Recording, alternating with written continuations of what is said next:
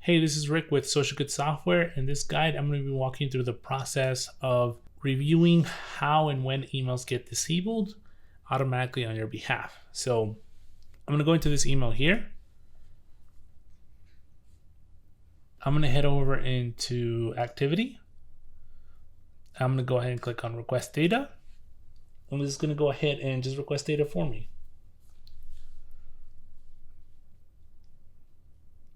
All right, looks like that went ahead and finished.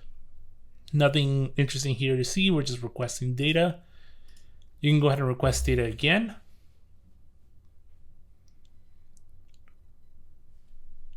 And then it's just going to keep requesting that data, just like you're used to having data on your email. But now let's go ahead and say you enable this email.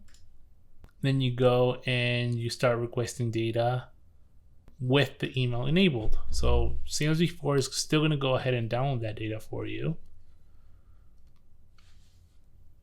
And there is the data downloaded. And then this will continue to request data for you and send your emails, and everything kind of goes along the same way of sending emails and storing data and all that fun stuff. However, if we go into settings here, you can see it's enabled. However, if somebody in your team goes ahead and modifies the query and makes some changes to them. So let's say, for example, here's my query. And if I go here and I remove the transaction date, and this applies for any change you made to the query, not just the transaction date, you will see that it goes ahead and will request data again. Remember, the query has changed because I removed that transaction date.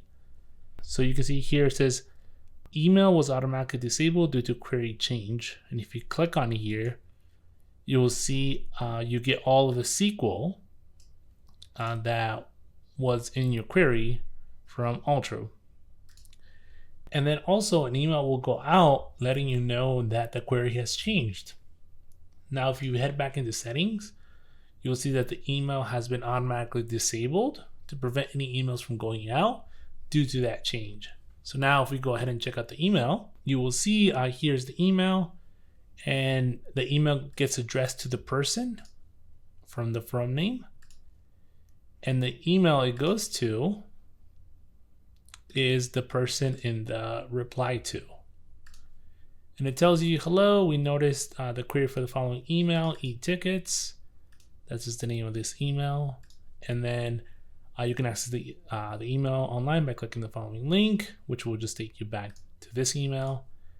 And then we automatically disable this email in order to verify that the changes you added to the query are the ones you intended as a safety precaution. Go to Altru and verify the changes are correct before enabling the email again. And there's a short link here that will take you directly into the query inside of Altru that you can then verify that those changes are correct. Once you have reviewed and approved the query, you can enable the email, and then enable process just enabling this here. Then it gives you a message here. To prevent this message in the future, make sure you disable your emails first before you make changes to the query. And then that way you won't get this email and you can make as many changes as you like. So if we come back over here, you will see that the email is currently disabled. It's disabled, and let's go back over here and let's go ahead and add that transaction date back. And now if we go to activity, you will see that we can still request data.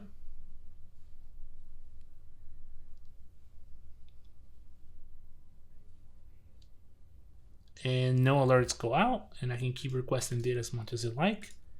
I can modify the query, alter changes, pretty much anything I want to do, and there won't be any changes there. There won't be no alerts going out because all the changes are with an email that's currently off. So the last part here is if you want to see the history of everything that has changed in that query, we give you a little history file. So down here you'll see it says query history.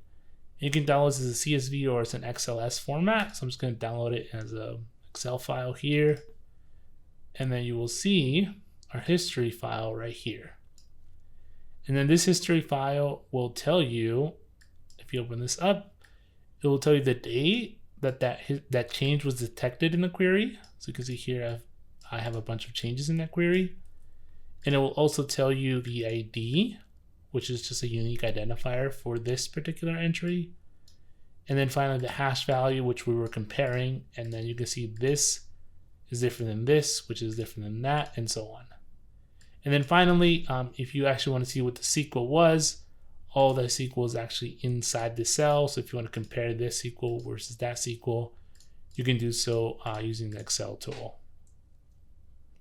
Okay, very good. So that's pretty much all there is to this.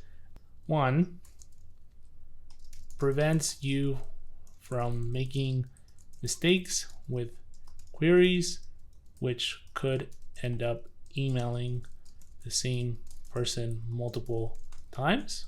So that's one of the reasons we added this update, which is great because if one of your colleagues changes a query or deletes a query or something happens with that query, that safety mechanism of turning off the email will prevent any of those issues. So the other part here is it will auto turn off the email for you, so you have time to review the changes on the query. And it will also notify you of the change and to which email the change was made. So you get to see that information there as well. And that's all there put together for you. And then finally, lastly, you can view the history of the changes in the SQL using an Excel or CSV file. And that pretty much will do it here for this option. This is something that a lot of our customers requested just because there is multiple people editing those queries, and sometimes they don't edit them the way they're supposed to, so everybody can see that history and all those changes happening. So in summary, that is essentially what this does. So I'll do this like this. There we go. So this allows you to be able to see that history file, the emails get disabled, and that gets pretty much done. So here's our little recommendation. So a recommendation is to step 1, disable the email. Step 2, modify the query. And then step 3, enable the email. So if you need to make any changes to the query, you totally can. However, we recommend you first disable the email, modify the query, and then enable the email. Because if you keep the email enabled, you will keep getting those alerts, and the email will keep getting turned off for you. So it's really important that you take the time to disable it, modify it, and then enable it once you've made those modifications to the query. And that's going to go ahead and do it here for me. Once again, this is Rick from Social Good Software. Hopefully you found this video helpful. We're always looking to improve and make things better. If something was not clearly explained in this video, or maybe you just are still a little bit confused and have some additional questions that we didn't talk about in the video, don't worry, we're here to help. Please go over to socialgoodsoftware.com/feedback. You're able to provide us feedback on this training. You're able to provide us feedback on the software. We're always looking to improve. So if you have any suggestions, please reach out to us.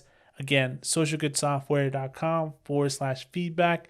You'll be able to go ahead and share your thoughts with us, and we're always happy to help.